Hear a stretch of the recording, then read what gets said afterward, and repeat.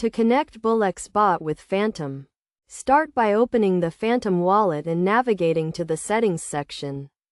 Here, you will find the option to connect to a bot. Select this option and click on the Connect button. Next, go to the Bullx Bot website and log into your account.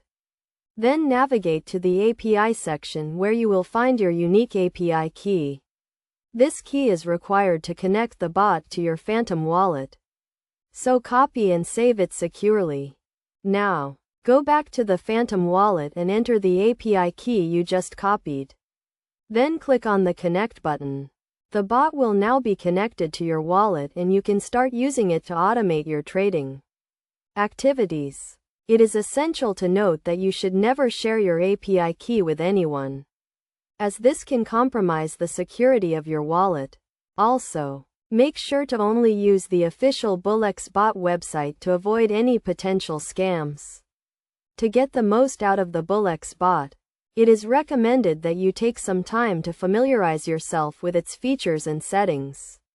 This includes setting up your trading parameters, such as the assets you want to trade and the risk management strategies you want to use.